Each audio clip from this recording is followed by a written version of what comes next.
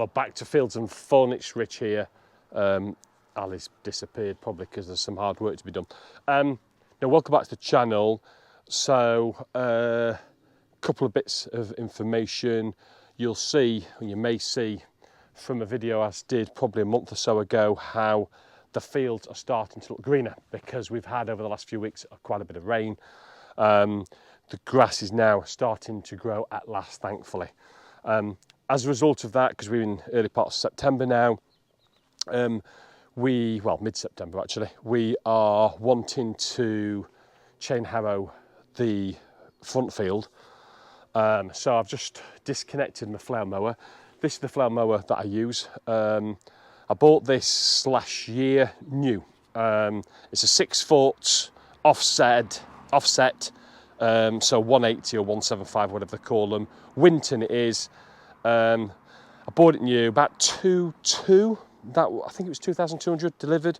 And you know what, the guys, because I could get it offline, but I went to a local merchants and they delivered it, and the guy spent half an hour, 45 minutes with me connecting it to my Ford Dexta tractor and just showed me some simple things how to use it, because I'd never used it before. So I've just taken it off. I've been using it this summer. Well, I did in the early part of the summer. Why did I buy brand new? Quite simply because the second hand, they're so expensive.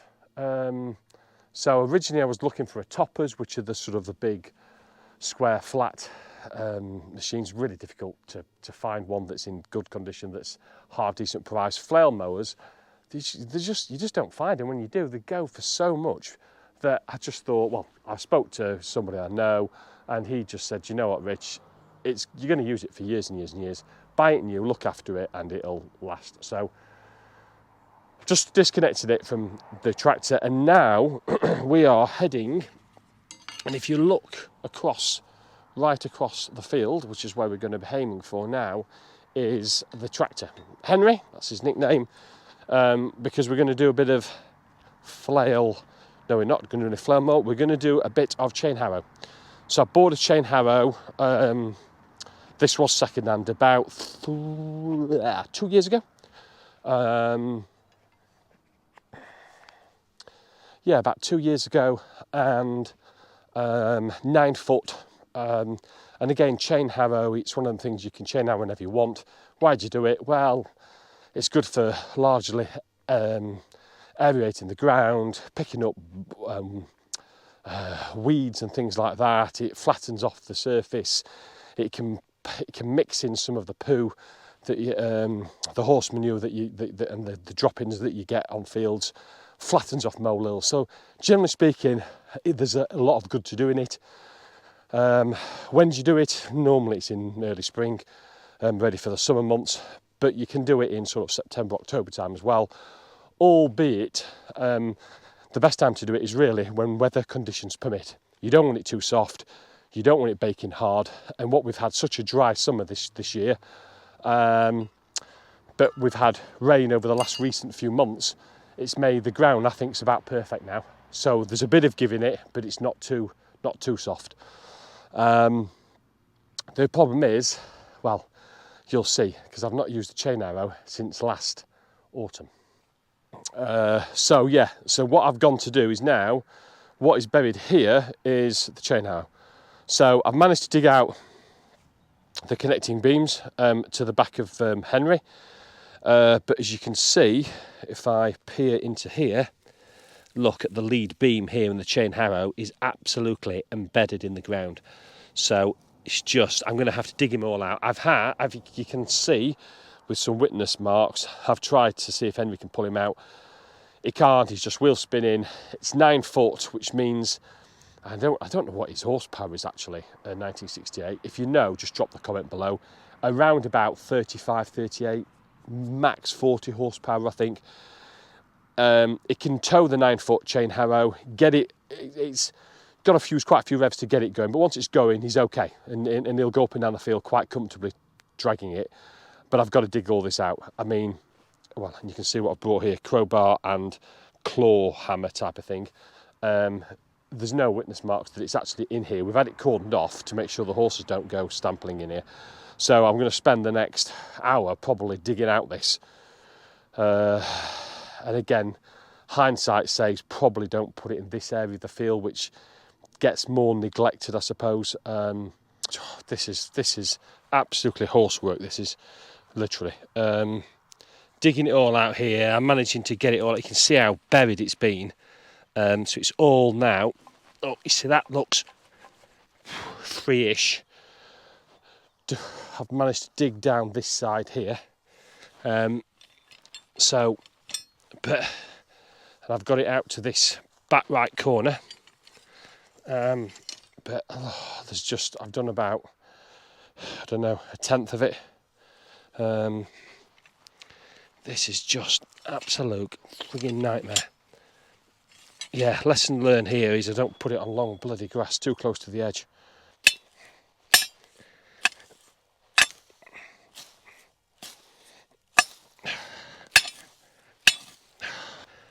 But just, giddy ant. The life of a bloody smallholder. Mind you, I've been working from home all day today, so do you know what? Sometimes getting out in the fresh air, doing a bit of manual labour, it's kind of quite nice. That's what I love, really. I think if I had a manual job, it might not be so enticing, but because I sit behind a desk most of the time or on the telephone, it's yeah. And this, I don't know if most are like this one, but when I bought it and picked it up, it was in sort of 3 strips, so each strip's about 3 foot wide, and I don't know how long they are, probably 8 foot deep. So I'm just trying to get rid of the first third clear, and then I can go in the middle section, and then that section nearest the hedgerow is probably going to be the thickest because it's nearest the hedge. Right, I'm cheating here because I've done not even a quarter, and I'm just going to have a quick pull because I'm getting pissed off with it.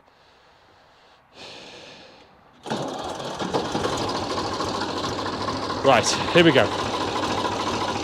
Low ratio, first gear, plenty of amp.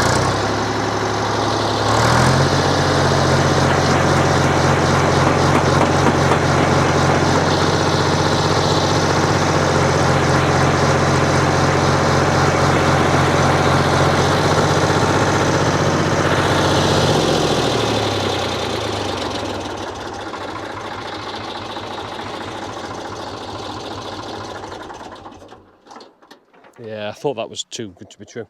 It's I was just wishful thinking that. The sun's going down, it's starting to get dark. Let me just show you where I've got to with the chain arrow now. As I say, I've got about 2/3 clear now. So it comes in 3 foot sections here. So 1, 2, 3, and that section's all clear. The next third is clear as well. The next 3 foot section here, this is all, you see, it's all loose, which is ideal. The only problem is the final third is still buried, and it's buried nearest the hedge, so potentially the thickest.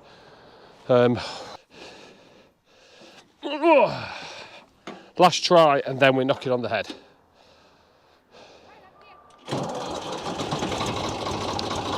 Fingers crossed.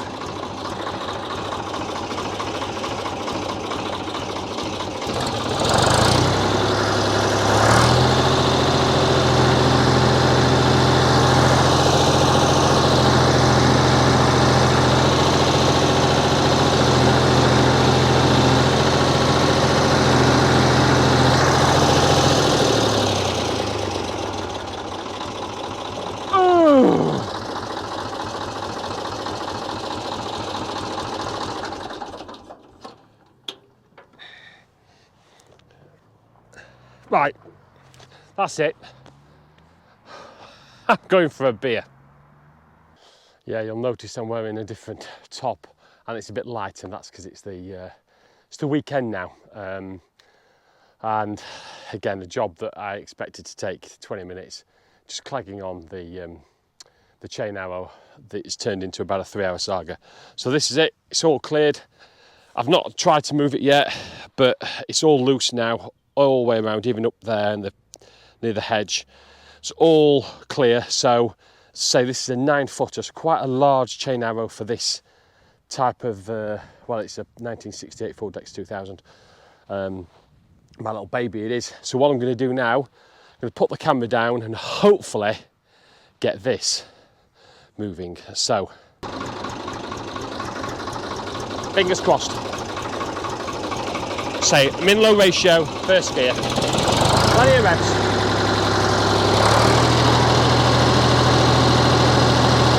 Come on, boy. Hey!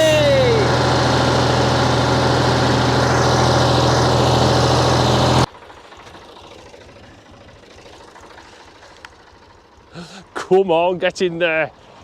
Perseverance, there it is. So that's the chain arrow. Don't ask me how it works, no bloody idea really. And I can't remember how much I paid, about, I think it's about £120. They're not cheap, because obviously there's a lot of weight and a lot of metal to them.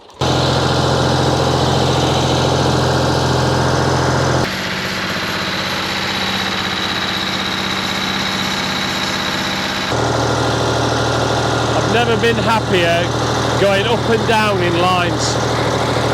Absolutely love it.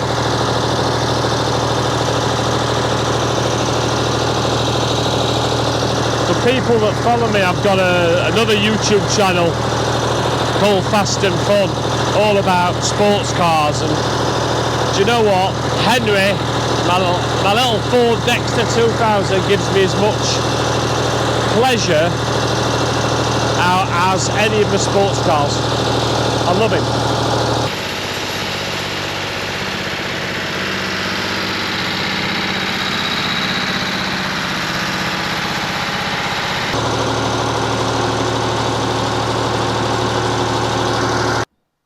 Yeah, I just thought it was worth giving a sort of a 5 minutes on the particular tractor. When I bought the place, I was really unsure what I wanted. So paddock wise, we've got the two main paddocks. This one here is about 3.5 or 3 and a bit acres. The back one's probably about 2.5 acres. But we've got an orchard and back garden as well. And that was the difficulty, is what do you need? Because I was thinking initially can I get something that can do both, let's say between 5.5 acres of actual pasture land, and also about, I don't know, whatever it is, a third, a quarter of an acre of orchard and garden.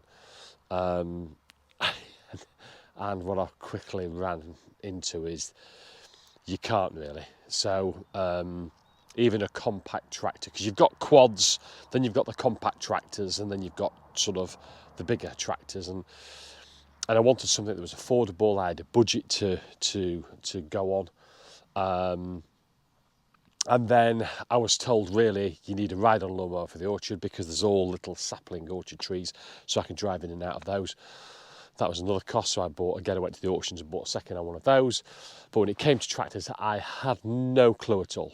And I was told a few, whether it was Massey Ferguson, whether it's Ford, whether it was International. There's a few of them, but again, not to go too big. If you keep it old as well, and something that's already been refurbished and reconditioned, it's relatively simple to work on, etc. So this is what I ended up going with. It's a 1968 Ford Dexta 2000. It's a 2.6 litre, I think, 3-cylinder diesel. It was all fully done. It had been fully reconditioned. I mean, I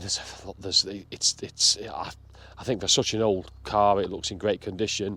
Obviously, all the tyres are all cracking and stuff, but to me, aesthetically, it was quite pleasing on the eye. But I didn't have a clue, having never driven one of these, and people kept saying, "Oh, you need a throttle, hand throttle." Well, I don't understand why you need a hand throttle. Well, now I actually do, and it's just because it makes the driving so much easier. Pretty traditional pedals, so it is 3 pedals. you've got the clutch pedal here, you've got the brake pedal that is actually pinned, and this stays pinned really. So that's because if you take the pin out, you can independently brake left or right rear wheels. And then you've got your accelerator here, your foot accelerator, but which you rarely use. I only use that if I quick take it up the road and want to get a bit of speed on. It's this, which is my hand throttle, and that's the one that I use really all the time. And then gears are, the left one is your main gears, so you've got one up here, second, third, and then reverse.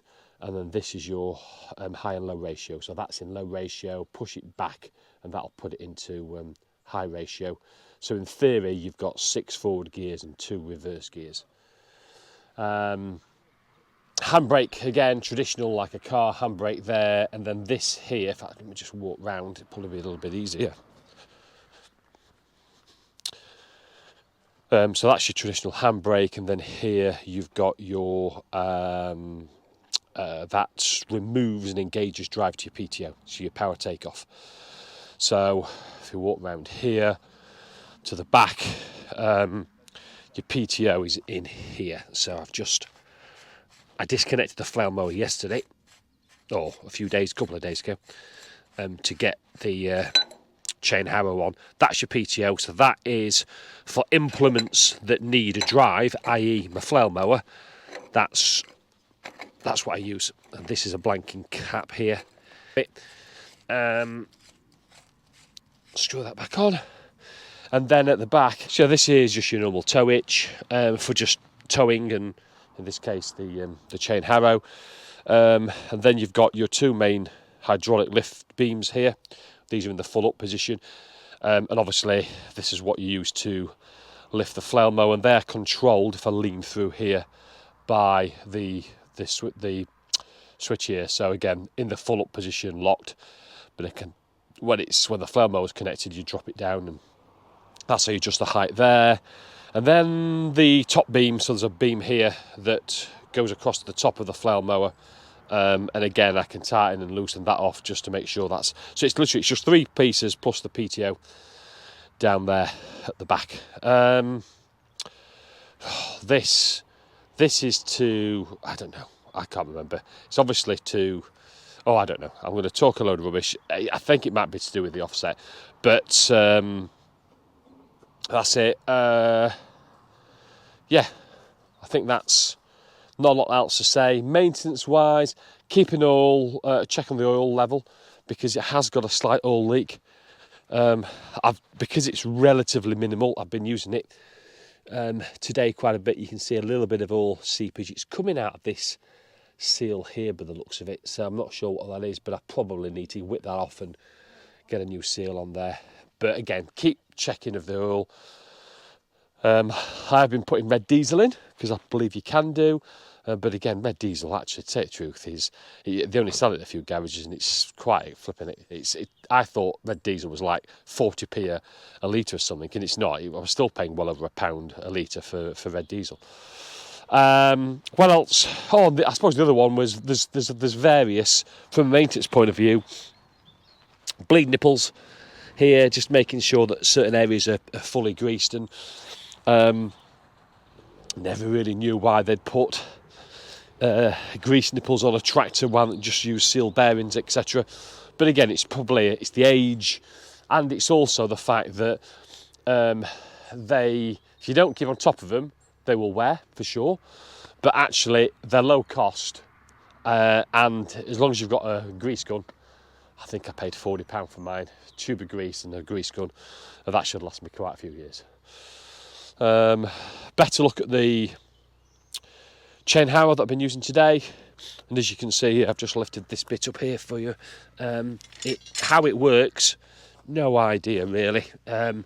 It's quite a heavy bit of metal, so this is 9 foot, and I think it's offset, because you can see the one that goes out to this side is much longer than the one there, so it offsets it. So just like it offsets on a flail mower, it means you can get closer to the hedgerows. And I've been round the field, or part of the front field that the horses aren't on, and I'm not sure how easy you can see it, but it's there to aerate the ground, it's to remove weeds, it's to, I say, flatten it off a little bit, and I can see where I've been. How successful or not, I don't know. Only time will tell. Price-wise, for this, I paid £3,500. That, to me, seems a good buy, because when I started speaking to people that were into sort of old historic tractors, they were saying, oh yeah, 2,000-3,000 will get you a really, really good tractor. When I started looking, I saw some horrific states of tractors. And to tell you the truth, because I go to quite a lot of agricultural auctions now, some of the tractors that are going for 1,000 to 2,000, I look at them and think they look almost ready for the scrapyard. Full restoration. So I think for £3,500 for that, to me, as a complete novice, feels like a fair price. And as I say, this is the second year. It's run great. I've had to do nothing to it at all apart from grease the nipples, check the oil levels, and that's it. It's a bit of smoky. It can be a little bit tricky to start in really, really cold temperatures during the winter, and I do try to use it. Don't try to let it go more than a couple of months between using it. Obviously in the summer I use it a lot more. It can be a bit smoky at times, normally when you first start or in the cold. Bit tricky to start sometimes when it's really, really cold. But as I say, when it's mild like it is now, 18, 20 degrees, crank it first time and off it goes. And you know what? Going up and down in lines, whether it's cutting grass with the flail mower, whether it's dragging a chain harrow, whether it's just driving around in it, pretending I'm a farmer, I dreamt of that years and years ago before we bought this place, and it may be just, I don't know, when you're working full time and you're in stressful jobs and I'm behind an office and in meetings and on phone calls, and then just to get away from it all in an evening or a weekend where you can just go up and down in lines doing really simple things, I absolutely love it. So that's and I did briefly mention the flail mower, I think, a few days ago when I first went to get the chain harrow on. So again, this one, I think I said, paid about 2,200, I think it was. And this is one thing, that's the power takeoff there that connects. And then I did buy one of, the top beam is here, this here. So that's the top beam that connects up here, there, and then that'll go to the top of your flail mower. And this is your adjustable bar that you can make that bar longer or shorter just to get the right sort of angle on the bottom of the flail mower. I've also bought one of these beams here that I attach on the left hand side, so that connects down here to the left side inner wheel hub and comes across, and it actually meets this bit here when it's lowered, and that just tries to stop some of the movement from side to side. I'm not sure how effective it is or not. It was only £10 or £15. And this has been a great bit of kit. I mean, you can go through nettles that are 4 foot high, this sort of level, go through, and that mulches it unbelievably. And I forgot how many flails, which are like metal claws underneath that, and it just rotates through some sort of, obviously the PTO's coming in here, through some sort of gearbox to spin it. The main tip for this was make sure that you run it fast and hard. When I first connected it, I wasn't giving it enough revs. So really, I normally drive it in low ratio second gear and pretty much max revs and get it spinning. These like to go through grass or vegetation. They need to be at full speed, not half speed, and that's where they're best at operating. So and it was quite funny because on Henry, the tractor, the temp gauge here, I never thought the temp gauge worked, because I've been driving around either just the tractor or doing simple towing jobs, or even with the chain harrow, and that it gets into the blue but never higher, and I wasn't sure if it was the gauge that was faulty. As soon as you click the flail mower on and you're working it for sort of 15-20 minutes, it suddenly goes up to the mid-range. And I think it's because the Henry's not working hard enough just towing. He really needs to be driving something through the engine like that flail mower. Good bit of kit, yeah, it's I certainly recommend one, because they're pretty impressive, and because flail mowers are more compact than the general big wide square toppers, there's probably easy to put away somewhere. In fact, last winter I put that away in the barn. I might leave it outside this year with a bit of tarp over the top of it. So there we go. So a bit different, no animals this week. This is all this fortnight. This was just on about Henry the tractor, a bit of digging out a chain harrow. I'm not sure where to put it this winter. But the other thing with the chain harrow, when you're doing that, I think you're supposed to leave animals off it for a couple of weeks. So that's why I've done half it where the horses are. Then we'll bring the horse on the other side, and I'll do the other side. There we go. Hope you enjoyed it. As always, if you did, please thumbs up, subscribe, stay tuned. Thanks for watching, guys.